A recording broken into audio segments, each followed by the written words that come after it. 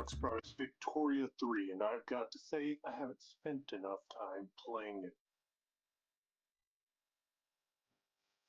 Victoria 3 is a game of 2022 that was foretold from the ancient scrolls of its second grade geometry class. And after finding the total of 3 angles of a triangle, we were able to confirm the existence of Victoria 3 back in the ancient days of 2021. The anticipated release of Victoria 3 has caused much speculation within the Paradox community on whether or not it would release before Half-Life 3, as well as if there would be problems with the game on launch date, as it was for every other Paradox game in existence. After some gameplay, I can guarantee there are some problems.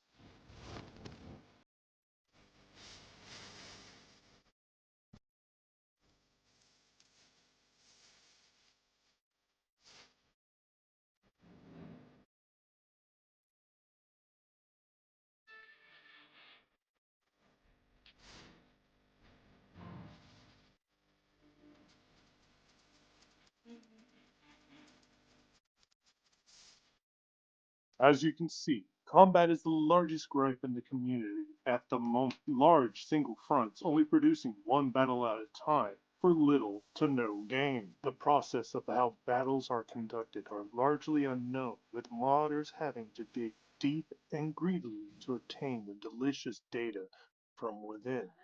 How are we supposed to know why 6 out of 500 units are going up against 30 of 44? The game doesn't give you much info in the tutorial, nor any context menu to help understand the mechanics behind it. And until it is patched in the future, it'll be my biggest pet peeve. Managing your economy is no walk in the park as you constantly have to strive to balance your resource demands, construction costs, and the 20 colonial wars you'll have to partake in that add around 6 infamy each.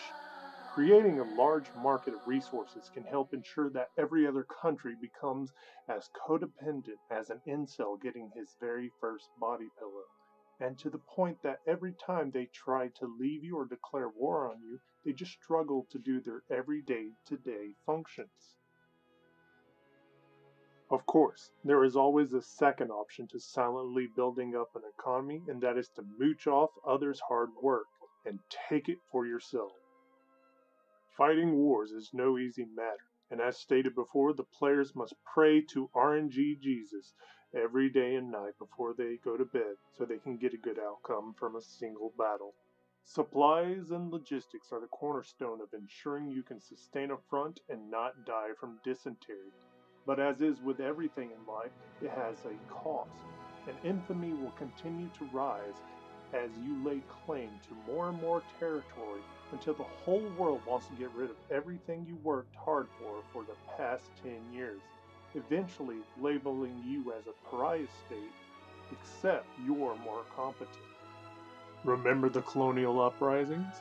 Those will definitely mess you up to no extent, as for some reason, the whole world cares about what a bunch of tribals have to say during the 19th century, and you will constantly consider whether expanding into Africa is worth all the trouble.